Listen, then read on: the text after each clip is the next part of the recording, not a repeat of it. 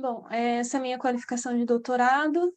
Eu apresentei ela no dia 26 de maio de 2022 e ela estava dividida entre duas partes. A parte 1 falava das etapas de iniciação do raio, a descrição teórica da iniciação e técnicas de observação utilizando câmeras de alta velocidade e sensores de campo elétrico. A parte 2 eu falei um pouco dos raios ascendentes e descendentes, as características e diferenças. Esses aqui eram os meus dois temas. Tema 1 e tema 2. No tema 1, parte 1, eu comecei falando um pouco da descrição teórica, eu dividi o tema 1 em duas partes. A descrição teórica, e nela eu falava um pouco da eletrificação das nuvens de tempestade, falava também da iniciação do raio, segundo a teoria clássica, e segundo a teoria do líder bipolar bidirecional, como que ocorre a intensificação do campo elétrico no interior da nuvem para que os líderes sejam iniciados, segundo a estabilidade hidrodinâmica e segundo o chuveiro de raios cósmicos e elétrons fugitivos. E depois também eu falei da iniciação dos raios em torres, que são os raios ascendentes. Então, essa primeira parte aqui era só uma introdução para exemplificar quais são os raios. Os que não tocam solo são os intranuvens, eles são cerca de 80% de todos os raios que ocorrem na atmosfera, e os que mantêm contato com o solo são apenas 20%, dentre eles os descendentes e os ascendentes, sendo que os descendentes são muito mais frequentes do que os ascendentes. Então, os raios intranuvens e descendentes, eles são iniciados no interior das nuvens de tempestades, conhecidas como cumulonimbus. E os ascendentes, eles são iniciados na extremidade de condutores muito altos. Então, uma introdução sobre a nuvem de tempestade. Elas se formam na camada mais baixa da atmosfera, onde está localizada a sua base, e elas apresentam fortes correntes ascendentes de ar, que fazem com que essa nuvem alcance a tropopausa, se estendendo entre 12 e 18 quilômetros de altura. Essa daqui é uma comparação entre a cumulonimbus e os outros tipos de nuvens.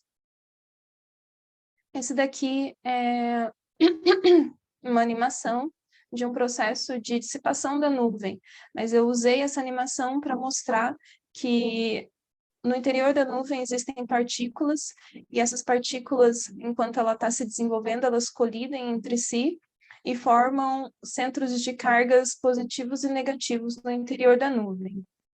E como que ocorrem esses processos de interação entre essas partículas? Esse processo é o colisional, em alturas próximas a 5 e 7 quilômetros, que é no centro da nuvem. O Graupel, representado por essas bolinhas aqui verdes, ele vai receber cargas negativas ao colidir com os cristais de gelo, que são representados por essa figura. Logo, esses cristais de gelo, agora carregados positivamente, eles são transportados pelas correntes ascendentes de ar para a parte superior da nuvem. Quando essas colisões ocorrem nas temperaturas mais altas, ou seja, mais próximos à base da nuvem, entre 1 e 6 quilômetros, agora o Graupel, ele vai ceder cargas negativas para esses cristais de gelos, e esses cristais de gelos vão subir até o centro da nuvem, e por questão da gravidade, por conta da gravidade, os Graupels, eles vão se posicionar mais na base da nuvem. Então, dessa forma, a nuvem vai ter agora 3 centros de cargas, 3 centros principais de cargas. Esse é um modelo tripolar, existem outros modelos, mas eu estou tratando do modelo tripolar. Então, na parte superior, a gente tem um centro de cargas positivo maior. No centro da nuvem, a gente tem um centro de cargas negativo também grande. E na base da nuvem, a gente tem um centro de cargas positivo menor. Então, os raios, a iniciação dos raios no interior da nuvem, eles são os intranuvens e descendentes. Existem duas teorias para a iniciação desses raios. A clássica, que ela não é mais utilizada, e a teoria do líder bipolar bidirecional, que é a mais aceita hoje em dia. Então, segundo a teoria clássica, o raio ele era iniciado nas bordas dos centros de cargas, e ele era uma descarga unipolar e unidirecional. Aqui a gente tem a representação de um raio descendente, e um raio intranuvem, segundo a teoria clássica. Entretanto, em 1950, Casimir ele propôs que um raio não se iniciava nas bordas desses centros de cargas, mas ele se iniciava em um ponto localizado entre os centros de cargas, onde o campo elétrico gerado por essas cargas era mais intenso. Essa descarga ela era iniciada e possuía carga líquida zero, e ela tinha duas polaridades. A polaridade negativa, que se propagava em meio ao centro positivo de carga, e a polaridade positiva, que se propagava em meio ao centro negativo. Então, ela era bipolar e bidirecional. E como que é o campo elétrico no interior da nuvem, né? O campo elétrico medido no interior da nuvem, ele era de, no máximo, 0,4 megavolts, segundo experimentos. E esse valor ele não era intenso o suficiente para dar início à quebra de rigidez, pois os valores calculados para a quebra de rigidez são de aproximadamente 1 megavolt. Então, algum outro processo estava intensificando o campo elétrico nessas regiões para que o líder seja iniciado. Então, existem duas teorias também. Uma delas é a teoria da instabilidade hidrodinâmica, onde gotas de chuvas elas são deformadas por ação do campo elétrico presente no interior da nuvem e são alongadas, ou pela ação do campo elétrico, ou por colisão ou coalescência com outros componentes no interior da nuvem. Essas extremidades dessas gotas de chuva, elas são polarizadas positiva e negativamente, e o campo elétrico à frente dessas extremidades é intensificado, até que ocorre a quebra de rigidez e o canal de plasma ele é iniciado. Entretanto, essas escalas dessas partículas, elas não condiziam com a real estrutura do líder bipolar bidirecional. Enquanto essas descargas originadas por essas gotículas eram da ordem de poucos centímetros, a escala de um líder bipolar bidirecional ele é da ordem de até 1 metro. Então, não se sabia ainda como todas essas partículas eram polarizadas em um mesmo local juntamente e formavam ali, entre elas, um líder um pouco mais robusto, um pouco maior. Entretanto, a teoria do chuveiro de raios cósmicos e elétrons fugitivos, ela explica um pouco melhor como é essa intensificação do campo elétrico. Então, aqui a gente tem os raios cósmicos, que são partículas provenientes do espaço que interagem com a atmosfera terrestre, com as partículas na nossa atmosfera. Entre 20 e 30 quilômetros de altura, os raios cósmicos eles vão colidir com as partículas, produzindo raios cósmicos secundários. Esses raios cósmicos secundários colidem com outras partículas e vão produzir raios gama. Esses raios gama, eles vão produzir elétrons e pósitrons. E no interior da nuvem de tempestade, esses elétrons e pósitrons, quando eles estão num ambiente não perturbado, como numa atmosfera sem nuvens de tempestade, eles vão se recombinar e acaba a colisão nesse momento. Caso eles ocorram no interior de uma nuvem de tempestade, eles vão ser chamados de elétrons sementes. E o campo elétrico produzido pelos centros de cargas, eles vão acelerar esses elétrons. Então, eles não vão se recombinar, esses elétrons e pósitrons. Eles vão ser acelerados e eles vão começar a colidir com outras partículas.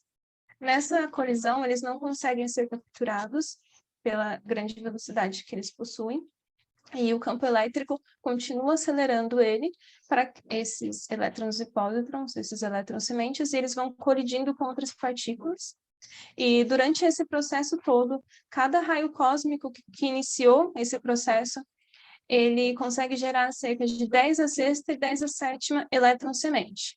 E outros processos que estão no interior da nuvem, eles podem fazer esse número de elétrons semente chegar a 10 a 20. E o fato dessas partículas se sobreporem durante a colisão faz com que o caminho que elas passaram se torne um gás altamente ionizado e condutor. Esse caminho, com alguns metros de comprimento, se polariza em microsegundos, e as extremidades desse condutor, elas ficam com uma intensidade de campo elétrico muito alta, e dá origem à quebra de rigidez, e nesse momento o líder bipolar bidirecional é iniciado. Então, isso aqui explica a teoria do chuveiro de raios cósmicos e elétrons fugitivos, que é a mais aceita hoje em dia. Agora, a iniciação dos raios ascendentes. Esses raios ascendentes, eles são iniciados em condutores muito altos, como torres de comunicação, turbinas eólicas e arranha-céus, como no caso aqui da Avenida Paulista. Então, aqui na extremidade desse condutor, o campo elétrico é intensificado a partir de um líder no interior da nuvem. E um líder de polaridade positiva ou negativa, ele se desenvolve e se propaga até alcançar a base da nuvem. Esses raios, eles podem ser auto-iniciados, que ocorrem sem que haja uma interação com a nuvem, ou eles podem ser iniciados após uma descarga que ocorreu no interior da nuvem. E a maioria dessas descargas que antecedem os raios ascendentes são positivas. Então, nós temos os dois tipos de raios, os auto-iniciados e os iniciados após uma descarga líder, e a maioria dessas descargas líderes que iniciaram esses raios ascendentes são de polaridade positiva. Aqui nós temos 3 princípios de iniciação desses raios ascendentes.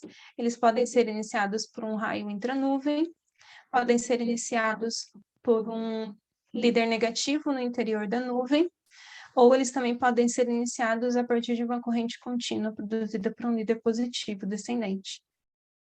Volta um pouquinho, Karina. Paulo. Aí você tem todos eles iniciados por um líder negativo, né? Isso. Por quê? Porque você está considerando só, por enquanto, o raio ascendente negativo, iniciado por um líder positivo que sai da torre ou da estrutura que seja alta, certo? Então, o raio antecedente, ou a descarga atmosférica antecedente, ela, no caso do líder ascendente positivo, tem que ser uma perturbação por um líder negativo lá em cima, né? Em todos esses desenhos você tem esse líder azul aí, que é o negativo, passando em cima da torre, não é isso? Isso mesmo. Ou, no primeiro caso, seria um intranuvem. No segundo, seria o líder negativo, né? Do descendente positivo. Do raio positivo, exatamente. Seria quando ele aí não está invertido. Não, eu peguei do paper da Karina. Não, mas a figura está invertida, porque o que... Peraí, vamos lá. Ah, tá certo. Não, o de cima é o da corrente contínua. Tá certo? Não, da corrente contínua, não, de baixo. Não, porque ele ainda não...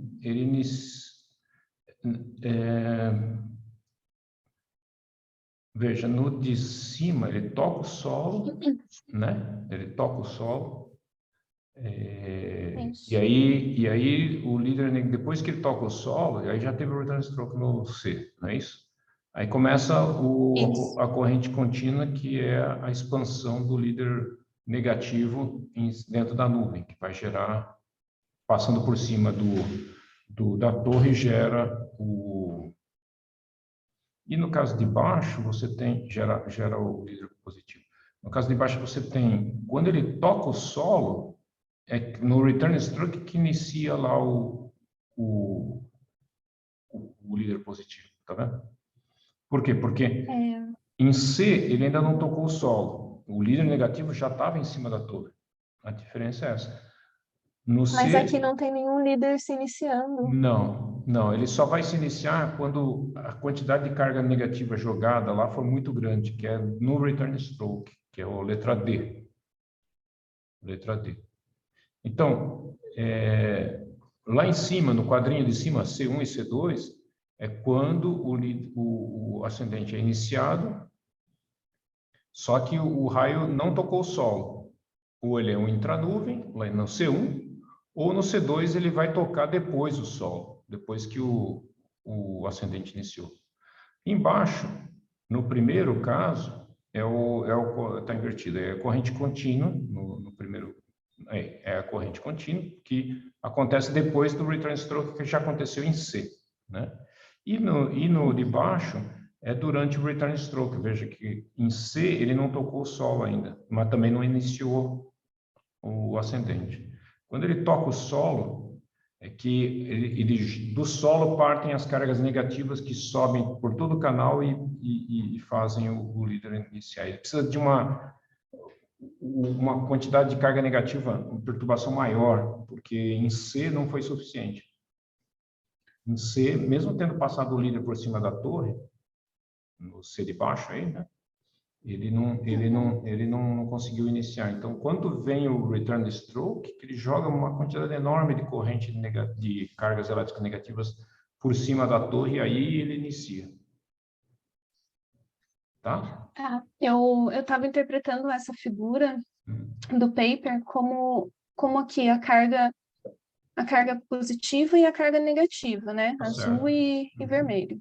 E aqui eu estava considerando uma corrente contínua, tá vendo? O laranjinha eu já estava considerando uma corrente contínua. Então, aqui eu considero como um líder negativo, por conta da coloração dele, e aqui eu considero ele como uma corrente contínua, também por conta da coloração. Tá, não, mas então, foi por isso que eu coloquei essas legendas. Mas tá, então, aí eu disse, todos eles, quer dizer, todos os 3 primeiros são iniciados por um líder negativo no interior da nuvem, tá?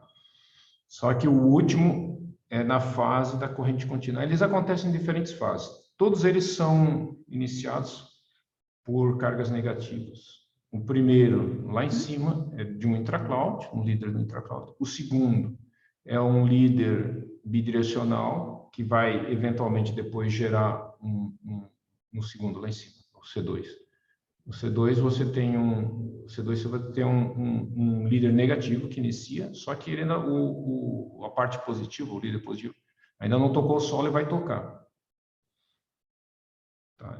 Mas os dois casos já iniciaram só com o líder negativo da nuvem. No terceiro caso, foi preciso ter corrente contínua para o líder se esticar e chegar a passar por cima da torre no momento da corrente contínua. E no quarto caso, ele precisou do return stroke para jogar carga suficiente para fazer o líder da torre iniciar. Pronto. Tá, ok. Tá bom? Obrigada. Tá ótimo. E todos os raios ascendentes registrados no Brasil, eles foram iniciados por uma descarga matriz em algum desses casos, tá? Ou como intranuvem, ou como um líder negativo no interior da nuvem, ou como uma corrente contínua. Eles foram todos iniciados por alguma interação com um líder na nuvem. Então, aqui nós temos um exemplo de um líder negativo passando pela nuvem, e logo abaixo nós temos a torre do Pico do Jaraguá emitindo um líder ascendente que se propaga em direção à nuvem. E agora vamos falar um pouco das técnicas de observação dos raios. Essa parte eu dividi em câmeras no estudo dos raios, quais foram as primeiras câmeras, as câmeras de alta velocidade que nós usamos hoje em dia, os registros feitos por essas câmeras de alta velocidade. Falei um pouco do sensor de campo elétrico e do sinal de campo elétrico produzido por uma descarga. Técnicas de observação de raios usando câmeras de alta velocidade. Então, os primeiros estudos de raios foram feitos por câmeras operadas em longa exposição. Essa daqui é uma imagem muito famosa da Torre Eiffel, onde foram aproximadamente 20 segundos de exposição e foram capturados os 3 tipos de raios durante essa exposição. Um ascendente partindo da torre, um intranuvem próximo e um descendente, que eu acredito ser positivo aqui logo atrás dessa torre. Então, durante o período de exposição dessa câmera, todos os eventos eles eram capturados em uma só imagem. E câmeras semelhantes às de alta velocidade, elas começaram a ser desenvolvidas próximo de 1930. Essa daqui é a Boyce Camera. Ela continha um obturador que permanecia aberto, registrando o evento, né, no caso a tempestade, e ela possuía um filme rotativo que capturava a luz que entrava em contato com esse filme. E essa daqui é uma imagem feita pela Boyce Camera de um raio descendente, acredito, de polaridade negativa, e essa câmera era capaz de capturar as descargas subsequentes desses raios e até mesmo visualizar a corrente contínua produzida por essas descargas. Atualmente, nós temos as câmeras de alta velocidade, que são capazes de adquirir milhares de imagens em apenas um segundo. Essa daqui é uma V9, da marca Phantom, ela adquire até 30.000 imagens por segundo, a V12 até 120.000 e a V711 até 150.000. Nós temos já uma câmera que ela chega a adquirir 500.000 imagens por segundo, mas eu acabei não colocando ela aqui, que é a V2012. Essa daqui é uma filmagem de um raio visto a olho nu, com uma câmera convencional mesmo de vigilância.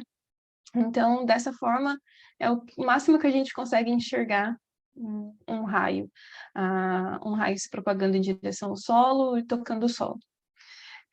Já com uma câmera de alta velocidade, a gente consegue enxergar essa propagação com muito mais detalhes, a propagação das ramificações, como que ocorrem as descargas subsequentes, as tentativas de conexões subsequentes, e também os processos como componentes M e corrente contínua presentes nos raios.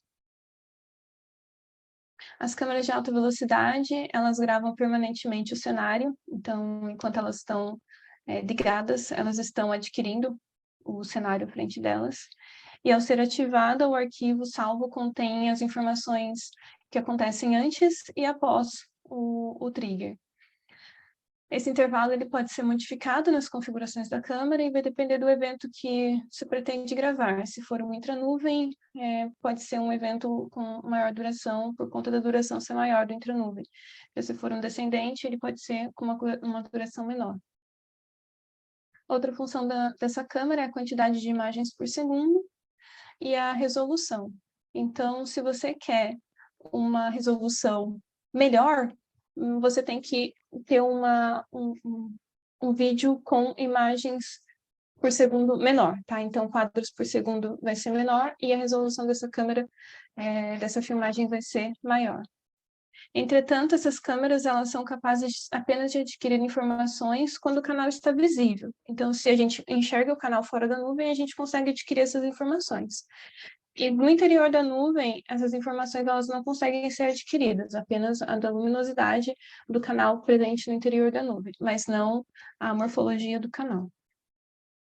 Aqui nós temos 2 registros feitos por câmeras rápidas, de um descendente negativo e de um descendente positivo, e também 2 líderes ascendentes, feitos também em registros a partir de câmeras rápidas. Agora, as técnicas de observação usando sensores de campo elétrico. Então, existem etapas dos raios que duram microsegundos, que elas são muito rápidas, como as descargas de retornos e os laques e lanques. E outras, elas podem durar até centenas de milissegundos, como no caso das correntes contínuas. Para os estudos dessas etapas, nós podemos utilizar 2 sensores, o campo elétrico rápido e o campo elétrico lento. O sensor de campo elétrico ele pode adquirir as informações dos raios sem que o canal seja visto. Então, ele pode estar adquirindo informações que ocorrem no interior da nuvem, como o processo de quebra de rigidez do ar e os outros processos subsequentes, que são a propagação do líder, a conexão e as conexões subsequentes. Então, aqui nós temos 2 exemplos de 2 figuras que ilustram o que a câmera rápida enxerga do canal do raio, o que o campo elétrico está enxergando, o campo elétrico lento enxerga, e o que o campo elétrico rápido enxerga. Sabe, se eu falar alguma coisa de bobeira aqui, você pode me corrigir, tá? Que não é uma coisa que eu domino. Então, aqui nós temos no interior da nuvem a descarga de breakdown acontecendo. A câmera ela não consegue enxergar essa descarga de breakdown, mas o campo elétrico ele consegue. Da mesma forma que o campo elétrico lento ele não consegue enxergar. Às vezes consegue. Às vezes o breakdown, tem um paper do Leandro Zanella que ele mostra exatamente isso, uns vídeos onde dá para ver o breakdown. E esses raios aí na Russia, lá nos Estados Unidos, no Utah, também dá para ver os primeiros explosões de luz, são do breakdown. É claro que você não vai ver detalhes do líder, porque ele está muito dentro da nuvem, né? Às vezes perto da base, mas tá encoberto por uma parte da nuvem, então fica uma imagem mais difusa. Às vezes dá para ver umas pontinhas do líder, mas dá para ver associar esses pulsos de breakdown aí com coisas na câmera que podem ser assim umas bolas de luz acontecendo na base da nuvem, ou às vezes mesmo dá para ver o líder querendo sair da nuvem, associado a esses pulsos aí, que ele parece 2 dedinhos para cima com uma curva para baixo, esse número 3 aí no desenho, né? Uhum. Aliás, esse curso aí, todo desenhado à mão, é muito bom, da Universidade de Arizona, muito bom. É antigo e tal, tudo, mas ele tem muita informação boa. Sim, muito, muito bom, é muito ilustrativo, tem aquelas figurinhas lá da nuvem que eu peguei do processo colisional também, é de lá. Muito bem tem um feito. trabalho muito bom. O cara acho que usou uma caixa de lápis de cor mesmo para fazer isso aí. Né? Tem tudo desenhado com lápis de cor, tá? Desenha bem. Sim, é bem bonito. Tá, então, nesse caso aqui, essa câmera específica, ela não está conseguindo enxergar as descargas de breaking down que ocorrem no interior da nuvem. Ela passa a enxergar só quando o líder está se propagando em direção ao Sol, quando o líder sai da nuvem. Nesse caso, aqui a gente tem o líder se propagando em direção ao solo e como o campo elétrico rápido ele enxerga esse processo. E aqui nós temos também a descarga de retorno, a primeira descarga, e as descargas subsequentes.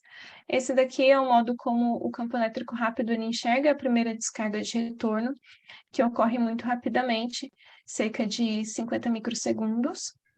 Ocorre toda a descarga e o término dessa primeira descarga de retorno. E já o campo lento, ele consegue enxergar apenas a primeira descarga, né? Ele consegue sentir essa variação no campo elétrico da primeira descarga de retorno, e ele tá decaindo, né? O sensor está decaindo quando ocorre a próxima descarga de retorno, ele novamente sente essa descarga de retorno e ele não consegue decair e ocorrem outras descargas de retorno. Então, nesse meio aqui, onde podem ocorrer outros pulsos de campo elétrico que são muito rápidos, que ocorrem muito rapidamente, o campo elétrico lento ele não consegue identificar esses pulsos, já o campo elétrico rápido consegue. Agora, se você quiser complementar a minha explicação, eu agradeço. Vamos lá. No número vamos lá no campo lento. No campo lento, embaixo do número 1A, aí, onde está 1A, é a fase do líder. Então, você vê que o líder está fazendo o campo descer e o return stroke subir, né? Certo? Então, quando tem o return stroke, é um degrau para cima. Quando tem o líder, é uma rampa para baixo. Essa rampa para baixo. E isso acontece quando o raio está muito perto. Quando o raio está longe, tanto a rampa quanto o return stroke deflete o campo na mesma direção. Então, você teria uma rampa para cima, aí no 1A, e depois um salto no degrau, exatamente. Seria o return stroke, isso quando o raio está longe. Então, antes do 2, embaixo do 2, o salto do return stroke é para cima, aí é para cima. Mas aí veja que tem um líderzinho ali chegando que é para baixo, né? Essa curvinha para baixo aí é do Dart Leader, que dura muito menos, porque o canal já está construído, então ele, em 1 milissegundo ele chega no chão. Aí ele demora uns 20 milissegundos para chegar no chão. E o terceiro do Return Stroke provavelmente foi um Dart Leader também, porque aquela rampinha tão pequenininha, Exatamente. E, olha aí, lá em cima mostra que é o mesmo canal. Então, é assim que se vê no campo lento, quando o raio acontece no mesmo canal. Se ele começasse um novo canal, provavelmente essa rampinha para baixo aí seria mais longo, né? Seria uma rampa maior. Beleza? Embaixo, no fast, o breakdown, aqueles pulsos lá na frente, pode às vezes ter maior do que o próprio return stroke, sabia? Às vezes o breakdown é tão violento que ele é maior, a deflexão que causa no campo elétrico é maior do que o próprio return stroke. E a gente está vendo que quando esses breakdowns são muito intensos, return stroke, a intensidade do return stroke é intensa também, nós temos TGF sendo medidos lá em Utah. Tá? São os últimos resultados que dá para publicar. Depois do return stroke, esse primeiro return stroke aí, veja que ele é bem diferente do subsequente, né? O 4 é diferente do 5B lá, né? Exatamente. Então, aí, o 5B, ele demora menos, o pulso do return stroke demora menos, ele sobe mais rápido, demora menos, enquanto que o 5A, ele fica oscilando bastante. Depois do return stroke, ele fica oscilando. E essas oscilações aí, o pessoal acha que é por conta das ramificações. O líder toca o solo, você tem a descarga do canal principal e aí começa a vir exatamente, as cargas elétricas que estavam nas ramificações podem percorrer um longo trecho antes de chegar no solo. E aí eles chegam atrasados e começam a dar pulsos depois do primeiro return stroke, né? Depois do return stroke principal. E em cima, o que está escrito K aí, esses pulsos menores, que são chamados de descargas K, eles são hoje chamados de recoil leaders, provavelmente. Né? Essas descargas K, na maioria das vezes, são recoil leaders, identificados como recoil leaders, que tentam produzir novos return strokes que não conseguem. Param no meio do caminho, param numa ramificação. Né? E é isso. Está bem representado aí. Em frente. E aqui ao lado, nós também temos uma descarga líder vista por câmera rápida. E aqui é interessante ele comparando a componente M que acontece, que é vista pela câmera rápida, como ela se comporta aqui no campo lento. Ele tem aqui uma curva, um morrinho, e enquanto o campo elétrico rápido ele não consegue identificar com mais facilidade essa presença de componente M no canal. Certo? Certo. Veja que ele colocou a componente M com um monte de pontilhado lá em cima. E esses dois traços mais intensos seriam os componentes M que promovem uma intensificação ao longo de todo o canal, enquanto que o resto fica meio difuso, fica aquele canalzinho mais fraco. E a rampa é essa aí mesmo, é uma rampa longa. A corrente contínua, né? A corrente contínua. Quando ela para, ele fica zerado ali, ó, tá vendo? Ele entra isso, aí entra num patamar plano que que na verdade muitas vezes ele não é um plano, mesmo aí depois do primeiro return stroke, não é bem plano como está aí. Ele cai se você não corrigir o decaimento do equipamento. Isso aí seria com correção para o decaimento do equipamento, né? Que é o que o Ulisses está fazendo aí. Hoje ele não está aí, mas ele está fazendo. Então, essa inclinação mostra que a carga continuou fluindo. Então, o que era um degrau virou uma rampa, né? O degrau e uma rampa é a mesma coisa, só que só muda a variação temporal. O degrau é uma rampa muito inclinada, tá certo? Então, o return stroke nada mais é do que uma rampa muito inclinada, tão inclinada que parece um paredão, assim, um degrau. Mas é transferência de carga. Toda vez que você tem uma rampa, você tem transferência. Se é para baixo, é do líder porque ele está muito perto, então o campo ele aparece invertido. Mas aí eu teria que entrar em mais detalhes para explicar por que quando o líder está perto, aparece invertido, quando ele está longe, ele aparece no mesmo sentido do return stroke. Nós vimos isso uma vez, eu acho que eu expliquei para vocês isso uma vez, mas faz tempo. Em frente. Muito bom. Ok, obrigada. E as considerações finais da parte 1. Falei que o campo elétrico no interior das nuvens não é intenso o suficiente para dar início à quebra de rigidez elétrica do ar e que algum outro processo físico está acontecendo ali no interior da nuvem para que o campo elétrico seja intensificado a ponto de alcançar o megavolt necessário. E que a hipótese mais aceita para essa intensificação é a dos elétrons fugitivos. As câmeras rápidas, elas não são capazes de obter as imagens das propagação. Desculpa, elas são capazes de obter essas imagens de propagação dos líderes e distinguir as descargas de retorno, bem como presença de componente M, corrente contínua, e que os processos que ocorrem no interior da nuvem, eles, na maioria das vezes, eles não podem ser vistos por essas câmeras rápidas, apenas a variação da luminosidade no interior da nuvem é possível identificar com câmera rápida. Entretanto, as medidas de campo elétrico, elas são capazes de fornecer dados tanto dos processos já no interior da nuvem, quanto dos processos identificados também pelas câmeras rápidas. Daí a importância de trabalhar com esses dois sensores em conjunto. Na parte 2, eu falei de raios ascendentes e descendentes, as características e diferenças. Nesse caso, eu fiz em uma única parte, entrei falando dos raios descendentes, as polaridades deles e as características, raios ascendentes, as polaridades e as características, e os líderes de recuo e etapas seguintes, que estão presentes tanto nos descendentes quanto nos ascendentes. Então, o líder que inicia os raios é um canal condutor de plasma, ele é autopropagante e de carga líquida zero. Ele possui duas polaridades e duas direções. Quando esses raios eles são iniciados nas extremidades dessas estruturas, eles são considerados unidirecionais, pois a polaridade oposta ela já está aterrada abaixo da torre.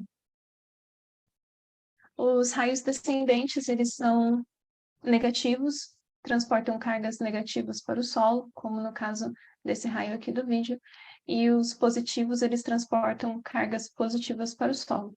Os raios negativos, eles são sua maioria, enquanto os positivos contam apenas com 10%.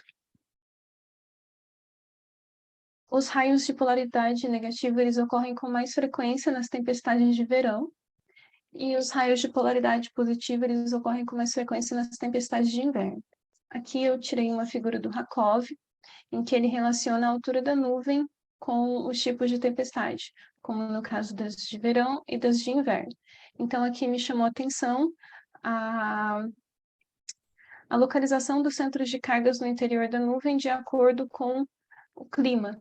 Então, aqui nós vemos que no verão, eles têm uma localização um pouco mais espaçada, né? Essas nuvens, elas chegam ali a 18 quilômetros de altura.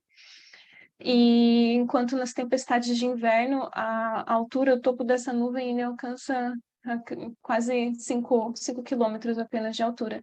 E por essa razão, eu acredito que ocorram mais descargas de polaridade positiva durante essas tempestades de inverno. Algumas características dos raios descendentes negativos, eles são mais ramificados, eles transferem carga negativa para o solo, ocorrem com mais frequência em tempestades de verão. 60% deles possuem corrente contínua longa e, em média, ocorrem 4 descargas de retorno por raio. Volta um pouquinho. A propagação... Paulo, volta lá na nuvenzinha. Aí. De fato, no Japão, você tem essas tempestades muito baixas que geram uns positivos absurdos, um pico de corrente de 200 kA, 300 kA, mais de 100 kA. E quase só positivos e aqueles positivos que vêm de vez em quando. Já existe também a possibilidade de raio positivo, mesmo no verão. Por exemplo, em Utah, nós tivemos várias descargas positivas numa tempestade de verão. Às vezes, o pessoal acha que a nuvem sai com a polaridade invertida e você tem uma predominância de raios positivos. Essa tempestade, tá dando uma olhada, né? Acho que são 40 raios, uma coisa assim. só tem descarga positiva. São coisas raras. Agora, esses do Japão são muito especiais. São tempestades que só tem lá mesmo, na costa oeste do mar do Japão, lá, e onde as tempestades são baixas e produzem descargas intensas, né? Vai para o próximo slide. Esse 60% aí, acho que está errado. Eu acho que são 30% naquele paper de 2005. Quem tem muita corrente continua longa, a menos que você... Não. Eu acho que eu peguei um paper de 2010, 2012, alguma coisa do tipo. Mas tem que ser menos. Tem que ser menos. 70% com corrente contínua longa são os positivos. Aí eu acho que tem um errinho aí. Deve ser 30%. Tá, ok. Depois eu vou dar uma olhada nisso. Vou dar uma checada aí. Obrigada. Uhum. E essa é a forma de propagação dos líderes descendentes negativos. Eles se propagam em direção ao solo. Quando atingem uma certa distância do solo, os líderes ascendentes conectivos surgem, ocorre a conexão, a descarga de retorno. Após o término da corrente contínua, o canal é interrompido. E caso ocorram líderes de recuo no interior da nuvem, esse canal é retraçado, ocorre um líder contínuo e descargas de retorno subsequentes ocorrem novamente. Essa daqui é a corrente elétrica, o perfil da corrente elétrica presente no canal de um raio negativo. Aqui nós temos a corrente elétrica nesse eixo em relação ao tempo. Então, a corrente elétrica da primeira descarga de retorno, ela é a mais intensa desse raio, e as descargas de retorno subsequentes, elas têm a corrente de menor intensidade, entretanto, elas podem vir acompanhadas de corrente contínua longa e de componentes M. Os raios descendentes positivos, eles transferem carga. Volta um pouquinho ali. Tem uma característica interessante aí que está bem retratada nesse desenho do Curry, que é o seguinte: esse subsequente aí que teve corrente contínua longa, ele tem um pico mais baixo do que o anterior, do que a média, geralmente. Ele tem um pico de corrente pequeno, e aliás, ninguém sabe o porquê. Até hoje ninguém explicou, porque quando a corrente contínua longa, o pico de corrente do raio que precede essa corrente contínua longa é menor. Tem um paper que a gente escreveu sobre isso, que é a relação entre pico de corrente e duração da corrente contínua, né? Então aparece aquele gráfico lá de exclusão, onde você tem todos os raios que têm corrente contínua longa acima, ou seja, acima de 40 milissegundos, o pico é abaixo de 20. Então, se ele tem corrente contínua longa, esse pico aí vai ser sempre abaixo de 20 kA. Por quê? Não sei. Ninguém sabe.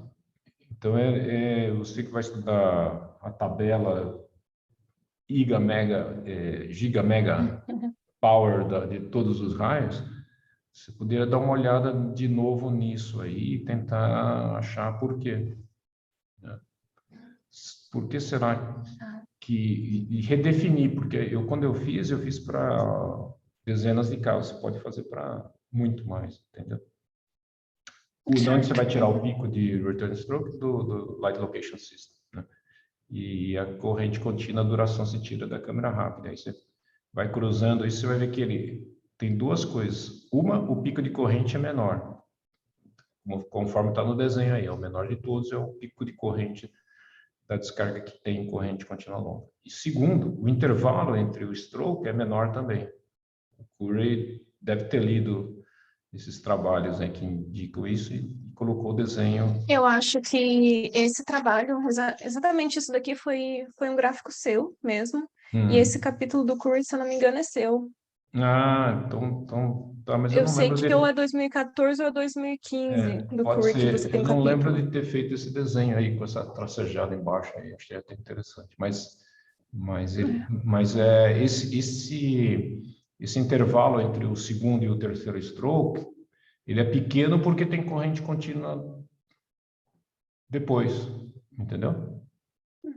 Aí você fala assim, bom, como é que o intervalo é pequeno por causa da corrente contínua, se a corrente contínua acontece depois do return stroke, né?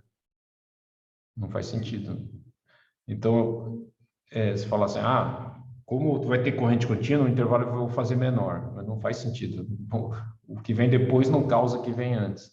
Então, temos 10 minutos. Então, o que está acontecendo é que o intervalo ele tem que ser pequeno, senão não tem corrente contínua longa. Dá para entender isso? Dá para entender. Uhum. Ou seja, se você não tiver um intervalo curto, ele não vai gerar corrente contínua longa no subsequente. Às vezes você tem intervalo curto que gera return stroke sem corrente contínua. Mas, se for ter corrente contínua longa, esse tem que ser necessariamente curto. Isso é outra coisa que você pode... Nesse caso aqui é longo o intervalo e não tem corrente contínua. Mas se ele fosse curto, aqui, né, se fosse curto, o segundo acontecesse logo depois do primeiro, também poderia não ter corrente contínua. Agora, se tem, o intervalo tem que ser, o intervalo anterior tem que ser curto, entendeu? Tá bom. Entendi. Não é estranho isso? Interessante, dá para ver na nossa tabela que a gente está fazendo. Sim, é interessante porque também ninguém explicou isso aí até hoje. Por que esse intervalo de tempo é curto? Por que o pico? É uma questão que está meio parada aí. Ninguém sabe responder. A gente poderia dar uma focada e pensada também, Tagiane e Ivan, né? Se eles conseguirem descobrir, dá um paper fantástico. Se descobrir por que o intervalo é pequeno e por que o pico é menor. Em frente. Maravilha. Legal, interessante. Obrigada, já anotei isso. Então, raios descendentes positivos, eles transferem carga positiva para o solo, são menos ramificados, 75% deles possuem corrente contínua longa, ocorrem geralmente apenas uma descarga de retorno por raio, ocorrem com mais frequência em tempestades de inverno, e essa polaridade de descarga, elas são mais destrutivas por conta da presença de corrente contínua longa. Uma coisa que é interessante aí, bom, fala aí. Esse daqui é o perfil da corrente elétrica de um raio positivo. Então, aqui nós temos a descarga de retorno, que tem um pico de corrente mais intenso, acompanhado de uma descarga de uma corrente contínua longa, como no exemplo aqui do vídeo. Pode falar. Esse é brasileiro, esse filme aí. Foi feito aí na torre. Não é Tom Esse Warner. daqui é nosso? Não é Tom Warner, não. Não é Tom Warner? Não é Esse possível? não. Esse não, esse é HS2. Mas vamos lá. Tanto faz. O que eu queria comentar é o seguinte.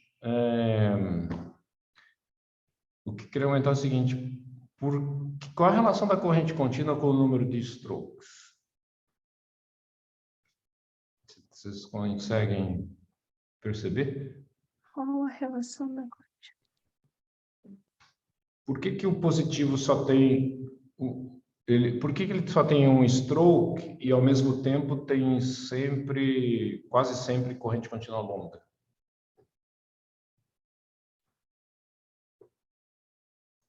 Pronto, Tagiane e vão pensar também. Bom, ele tem um stroke porque os subsequentes do negativo é causado por líder de recuo, né? Isso é verdade. No caso do positivo, não tem líder de recuo na extremidade negativa para causar os subsequentes para ele. Sim, verdade. Mas tem outro motivo aí.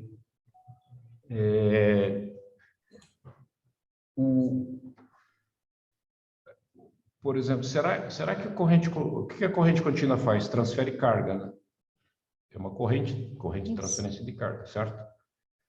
Então, será que ela vai transferindo carga e chega uma hora que inibe a formação de outras transferências, ela dá conta e esvazia sozinha, entre aspas, né? Entre muitas aspas, a possibilidade de ter mais, né? De ter mais return stroke. É como se secasse. O cara, ele vai lá, em vez de dar um gole na água da sua garrafinha, ele vai lá e manda bala, entendeu? Ele Dá um golão e depois fica que a corrente contínua e acabou a água. Aí não tem mais para ninguém.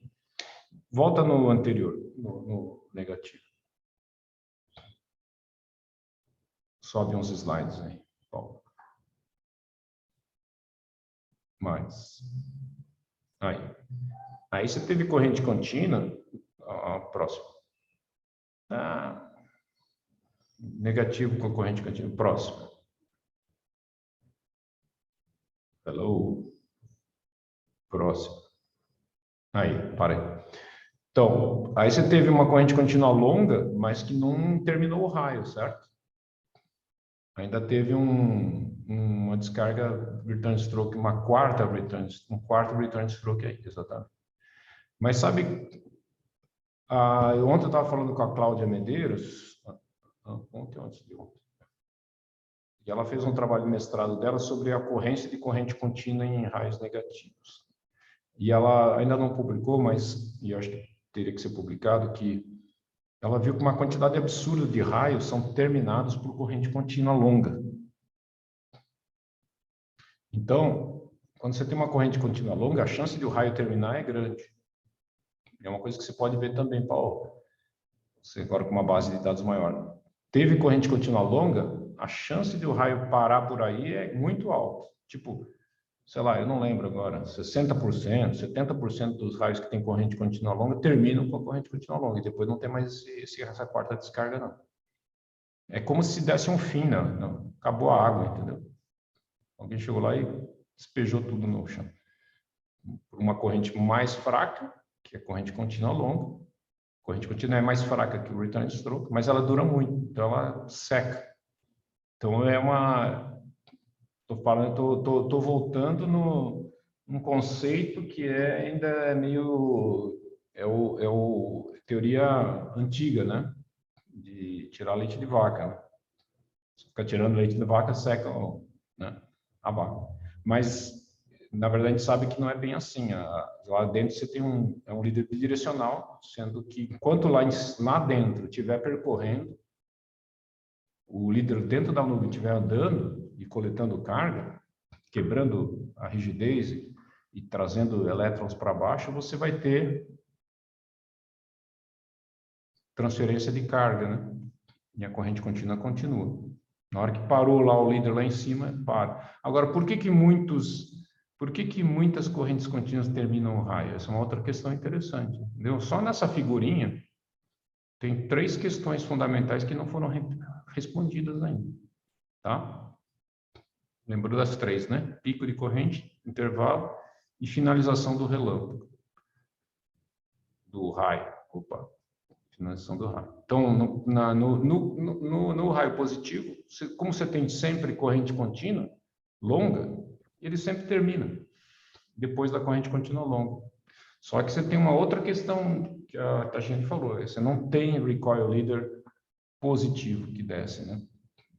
Então você não tem subsequente. Mas a gente já juntou aí uns 10 casos, talvez, ou mais, de raios positivos com 2 descargas, ou 3, no mesmo canal. Ou seja, raio positivo com descarga subsequente no mesmo canal. Quem que produz isso? Essa é uma quarta questão que está em aberto e é muito importante. Como é que é possível explicar que deve haver, então, um líder de recuo positivo descendo? Não é só negativo, como a Tatiana falou, como a gente sempre acha que é. Outra questão aberta. As questões abertas indicam a direção pela qual a gente tem que ir, né? A gente vai tapar buraco com as nossas observações, buracos que existem nas teorias de hoje. Tá? Falando um pouco dos raios ascendentes, eles também têm 2 polaridades. Eles podem ser positivos e negativos, sendo que os negativos ocorrem com muito mais frequência do que os positivos. Os raios ascendentes negativos... Só um minuto.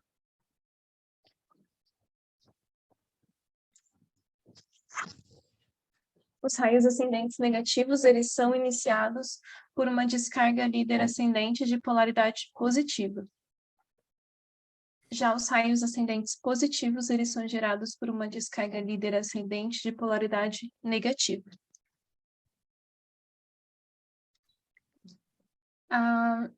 Essa é a forma de propagação de um raio ascendente. Então, nós temos primeiro uma intensificação do campo elétrico no interior da nuvem. O líder ascendente ele é iniciado na extremidade da estrutura, até que esse canal ele estabelece contato com a nuvem. A luminosidade do canal ele pode decair, e caso ocorra um pulso de corrente contínua inicial, esses pulsos vão intensificar essa luminosidade novamente e o canal é interrompido. Então, é importante ressaltar que desde aqui do início desse líder ascendente, o que mantém esse canal ativo é a corrente contínua inicial, que a gente chama. Então, não é uma descarga de retorno. Isso daqui é um líder, como se fosse um líder descendente descendo da nuvem. É a mesma coisa que a gente enxerga aqui nesse caso, só que esse líder está partindo da torre. Então, toda essa corrente contínua inicial aqui, ela já é considerada como parte da descarga. Então, o canal ele é interrompido, ocorre a ausência de corrente contínua e os os raios ascendentes de polaridade positiva, em sua maioria, se não 100%, terminam aqui. Quando a polaridade do raio ascendente é negativa, ocorrem descargas de retorno subsequentes muito semelhantes às descargas de retorno de um líder descendente. Uma coisa esse daqui é um raio... Para a gente estudar se as descargas subsequentes dos ascendentes realmente são parecidas com as dos naturais, sabe?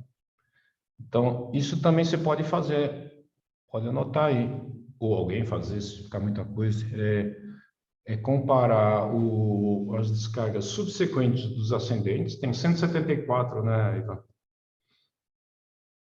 Com as descargas subsequentes dos negativos, que usam o mesmo canal, né? Que usam o mesmo canal, entendeu? Porque, Sim. porque nós, né, as descargas subsequentes dos ascendentes sempre usam o mesmo canal, porque o canal está feito. É engraçado que eu não lembro, não sei se o Ivan lembra, de ter visto algum subsequente de ascendente ter seguido outro canal, entendeu? Perdeu o canal que ia para a torre e caiu no chão em outro lugar. Alguém já viu isso alguma vez? Alguém de vocês já viu isso? Não, nunca vi. Não, também. Oi? Não, né? Por que que na torre ele não perde o caminho e cai sempre na torre, enquanto que nos descendentes dos negativos, ele às vezes ele não segue o mesmo canal e cria um novo canal. Às vezes, aliás, com muita frequência, ele não segue o mesmo canal. Em 50% dos casos, o que vocês acham? Eu acho que poderia ser uma explicação à corrente contínua inicial do raio ascendente, né? Que deixa aquele canal bem ionizado e os líderes de recuo tendem a sempre seguir ele. Uma possível explicação, eu acho. Opa, interessante. Guarda isso. Porque naquele estudo que eu falei da Cláudia, e eu acho que eu fiz um estudo, e acho que isso está no paper 2006 também, depois que tem uma corrente contínua longa no descendente, é difícil você ter um novo canal surgindo. Faz sentido, né? Sim, faz sim.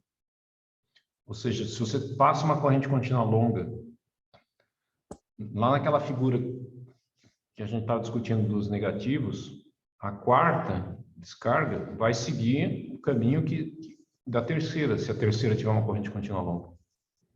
E a quinta vai seguir o caminho todos os que vierem depois, teve uma corrente contínua longa, todos que vierem depois vão tocar o sol no mesmo local. Dá uma checada nisso, Paula, quando você estiver estudando. Sim, vou dar uma olhada nisso. Notou aí? Uhum. E aí a gente compara com os ascendentes. Eu acho que o Ivan falou, bate com o que eu lembro das correntes contínuas longas. Sempre que você tem uma corrente contínua longa, ele meio que... É como se alguém pegasse e fizesse um sulco no chão tão profundo que a água só vai correr por ali.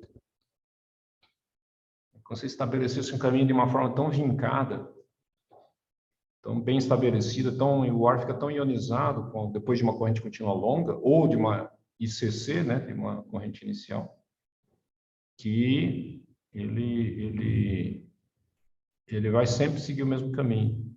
Interessante, nunca tinha pensado nisso. Então é uma outra coisa para dar uma checada aí no Tudão, matriz Tudão. Beleza? Tem muita coisa para fazer aí, Paula. Pois é, o que me falta vai ser tempo, eu acho, porque eu nem terminei de fazer as matrizes Como é que você vai resolver isso aí? Vai ter que sublocar, entendeu? Você vai ter que passar tarefa. Por exemplo, o Felipe, o mestrado dele, eu acho que a gente tinha pensado em alguma coisa que era velocidade de líder. Mestrado do Felipe? O Felipe. Era velocidade de líder. Não era não estamos falando já do mestrado do Felipe Mantovani? Não. Mas ele vai fazer mestrado com a gente. Opa, seria bom, né? Então, eu estava conversando com ele, até falei para ele pedir uma bolsa FAPESP, mas ele não pode, porque ele vai... A bolsa FAPESP, acho que no mínimo 6 meses, ele já está próximo de... Deixa eu pausar essa discussão aqui, não interessa gravar isso. Então, aqui a gente tem um raio ascendente negativo. Como eu havia dito, eles ocorrem com maior frequência. O líder ascendente é de polaridade positiva e a carga transferida para o solo ela é de polaridade negativa. Esse daqui é uma ilustração tirada do Curie de um raio ascendente. Aqui nessa primeira imagem a gente consegue enxergar ele visto a olho nu. Esse raio visto por intermédio de câmera rápida, enquanto o líder está se propagando em direção à nuvem. Aqui é a presença de corrente contínua inicial. Nesse caso aqui, essa corrente ela é interrompida, a gente pode acompanhar aqui também o perfil da corrente elétrica durante essas etapas. Então, aqui nós temos o líder se propagando, a presença de corrente contínua inicial, essa corrente ela cessa, e em um ascendente de polaridade negativa, ocorrem descargas de retorno subsequentes, muito semelhante às dos líderes descendentes. E pode haver também presença de corrente contínua em uma dessas descargas de retorno subsequentes. O comportamento da corrente elétrica nos raios negativos, ela pode ocorrer de 3 maneiras. Aqui nós temos a corrente contínua inicial only, onde apenas ocorre a corrente contínua inicial e o raio termina.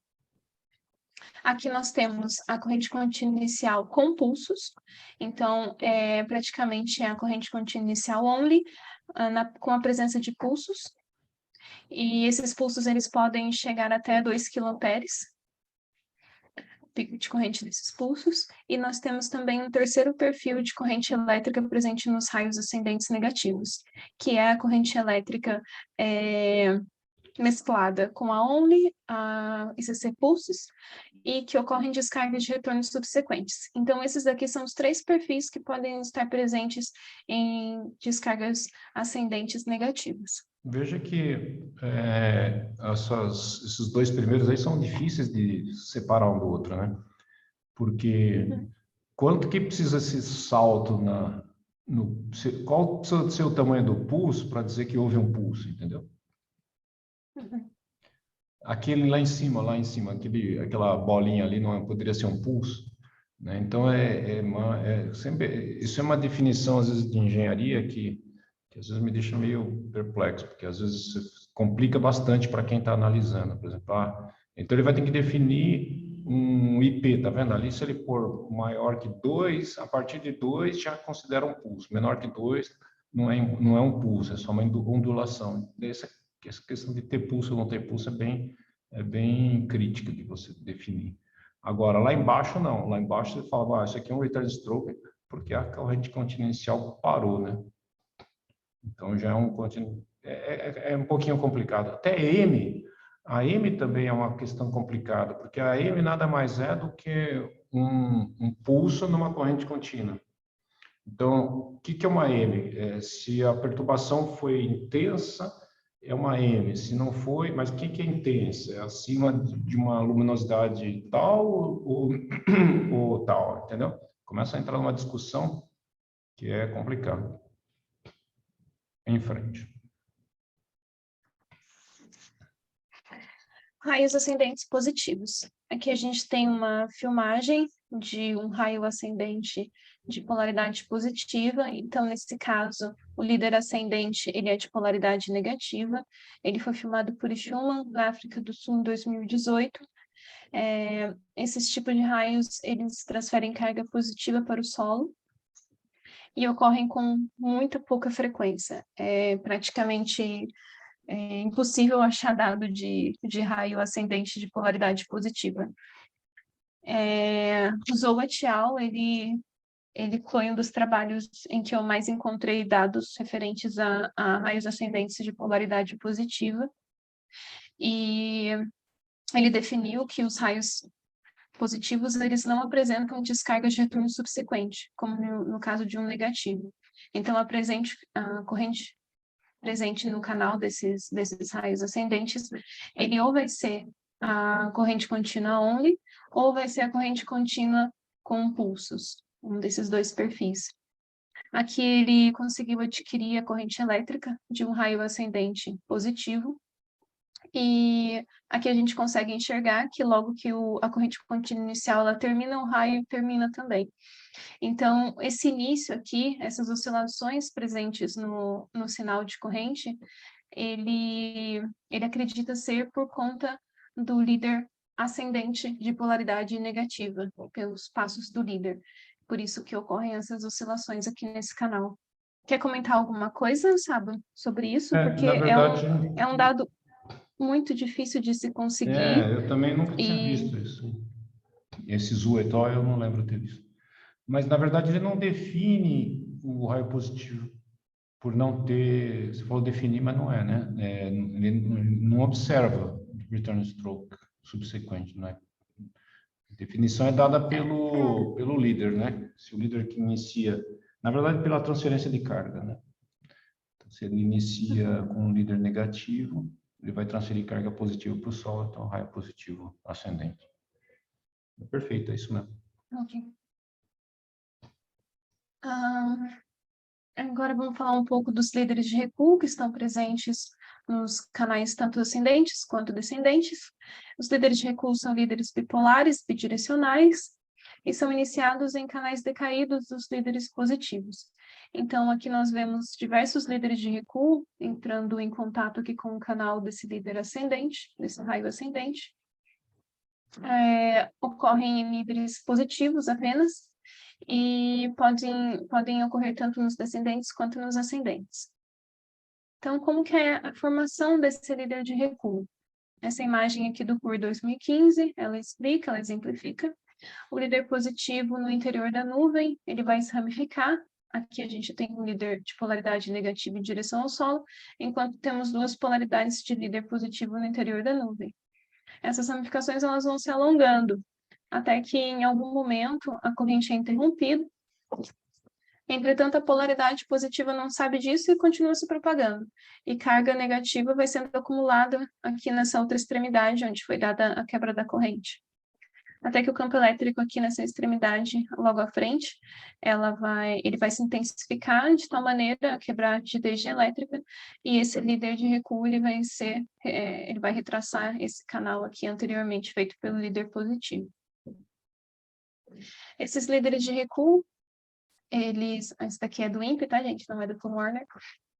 Esses líderes de recuo, eles podem gerar componentes M's, que ocorrem no caso de um líder já conectado com a presença de uma corrente contínua, e a componente M, ela é vista, por intermédio também de câmera rápida, como uma intensificação no brilho desse canal. Esses líderes de recuo também podem gerar tentativas de líder. A tentativa de líder ela ocorre após a primeira descarga de retorno, quando o líder de recuo tenta retraçar o canal do raio, mas ele falha. Então, ele é chamado de tentativa de líder. Ele também pode gerar um líder contínuo que, por consequência, vai dar origem a uma descarga de retorno subsequente. Então, aqui a gente teve a primeira descarga de retorno e logo em seguida vem um outro líder de recuo, retraça o canal e a gente tem outras descargas de retorno subsequentes. Esse líder que dá origem às descargas de retorno subsequentes é chamado de líder contínuo. Considerações finais da parte 2. Os raios ascendentes e descendentes, eles são distinguidos pelo local de origem e direção de propagação. Descendentes descem da nuvem para o solo e se originam na nuvem, e os ascendentes, eles sobem do solo para a nuvem. A polaridade é definida pela carga transferida para o solo, tanto nos descendentes quanto nos ascendentes. Aqui nós temos uma tabela com alguns parâmetros dos negativos e dos positivos, que a gente pode discutir agora, dos descendentes e dos ascendentes. Então, aqui eu chamo a atenção nos ascendentes positivos, que a tabela ela tem muita lacuna por conta da falta de informação de ascendentes de polaridade positiva, se comparada aos ascendentes de polaridade negativa. Uma coisa que a banca me chamou a atenção para essa minha consideração final aqui foi da duração dos líderes, dos raios ascendentes. Então, eles me perguntaram por que a duração do líder negativo era tão alta aqui nos ascendentes, se comparada à duração dos descendentes. Então, eu respondi que foi por conta que o líder ascendente ele é considerado uma duração a partir do momento que o líder surge até terminar a corrente contínua. Já nos descendentes, o líder, a duração do raio, ele só é considerada a partir do momento que toca o solo. Então, se a gente também considerasse no início da formação do raio lá em cima, ele também teria provavelmente uma duração maior. Não sei se a gente quer comentar agora essas tabelas ou se quer comentar sobre seria maior, sim, voltando aí na duração, né? Ele seria maior, mas não seria muito maior, porque o negativo do líder, para chegar até o solo, demora uns 30 milissegundos, no máximo, 30, 40. Então, você pode jogar mais 40 milissegundos no negativo, aí vai para 200 milissegundos, certo? Que ainda é metade dos ascendentes. Não é isso? Isso mesmo. Ou seja, os ascendentes, eles realmente são mais duradouros. Essa estatística você pegou da onde? Esses valores? Aí. Essa estatística eu peguei os positivos, acho que do seu 2010. Essa daqui dos negativos, acho que de 2012, 2008, não me lembro agora, mas também foi do paper seu. São papers, né? Misturou alguns papers. Isso, misturei 2010. Tem um que é só negativo seu e tem outro que é só positivo. Então, eu peguei esses dois e misturei os dois. E esses raios ascendentes, eu acho que eu peguei de um paper atual seu também, 2015, se eu não me engano. Tá. Dos negativos. Tá. Volto a lembrar aí a frequência da corrente contínua não é, ainda precisa mudar aí, não é 60%. Deve ter alguma coisa que tá confusa aí, não sei. Pois, a presença deve ser em torno de 30%, 27%, coisa assim. Talvez somando com as longas, não, tem short, com as curtas, aí dá 60%. Mas legal, tá ótimo. Esses Vou dos diminuir minha tela aqui. Os ascendentes precisam... Acabou? Eu vou diminuir ela para deixar assim, para ir mais fácil para os outros slides. Ainda tem mais slides? Acabou. Não, acabou tudo. Vou parar aqui então. Bom, podemos... Tá bom. Então, mas legal, tem bastante coisa aí e ficou muito bom. Eu acho que nós poderíamos explorar esses pontos importantes, né? De alguma forma, tentar chegar a uma resposta para esses pontos importantes. É uma coisa que vale a pena a gente atacar. Às vezes a gente fica em detalhes, e é bom que a gente analise detalhes, mas é bom que a gente ataque as grandes questões também. Vou parar de gravar aqui. Tentando prestar atenção e escrever ao mesmo tempo. Então, É difícil. a questão é o seguinte, você pode pegar todos os casos de negativo que tiveram corrente contínua. Certo. Aí você vê se depois da corrente contínua teve o return stroke subsequente ou não. Outro estudo é... Qualquer corrente contínua, qualquer tipo. Qualquer baixa... corrente contínua. Aí você vai subindo o valor da corrente contínua. Eu quero agora ver... Então, você marca lá, numa tabela. Você marca lá. Corrente contínua. Teve ou não teve subsequente, foi no mesmo canal, não foi no mesmo canal. Aí você põe em ordem crescente de corrente contínua. Entendeu? Você pega no Excel e põe em corrente contínua crescente. Vai lá de corrente contínua de 5, de 10, de 15, vem vindo. Chegou 100, você olha para a coluna do lado, você vai ver, não tem nenhum... Quando chega em 100, não tem corrente, não tem mais return stroke subsequente, entendeu? Uhum. Aí você vai saber qual duração que tem que ter a corrente contínua longa para que nunca tenha, para que termine o raio, vamos dizer assim. Quando é que a corrente contínua longa termina o raio? Quando ela é acima de 57 milissegundos, entendeu? Uhum. 87, eu não sei qual é esse número. Nunca ninguém viu isso. O que a Cláudia viu é qual porcentagem dos raios que terminam com corrente contínua longa. Só, longo. Sem ver a duração dessa corrente contínua. O valor da corrente contínua. Você pode dizer assim, a pergunta você vai responder, qual o valor da corrente contínua longa para terminar um raio? Aí você vai pegar 1000 raios, você vai ver que quando 1000 corrente contínua longa, em subsequente, 1000 corrente contínua longa, ou quando você conseguir, aí você vai lá, quantos desses terminaram o raio? E qual é o valor delas? Você vai chegar a um valor que pode ser acima de tal. Agora, isso só a duração da corrente contínua não vai te responder essa questão, porque teria que ver a intensidade dela também. Você pode ter uma corrente contínua que é longa, mas a corrente era baixa, então ela não conseguiu. Porque, entendeu? A transferência de carga depende da duração e da intensidade. Carga é corrente vezes tempo. Não é isso? Isso. Sim ou não? Tá difícil aí, hein? Cansou, né? Tá difícil. Cansou. Vou fazer aqui um paintbrush para você aqui. Estamos terminando. Aguenta firme aí. Só para não perder a questão, porque vai cair a ligação mesmo. Então, vocês estão paintbrush. Vocês estão vendo o paintbrush aqui? Não. Sim, estamos. Sim ou não? Alô? Sim. Sim. Então, corrente é carga dividido por tempo, certo? Então, a carga transferida, que mata um raio, vai ser corrente vezes a duração dessa corrente, certo?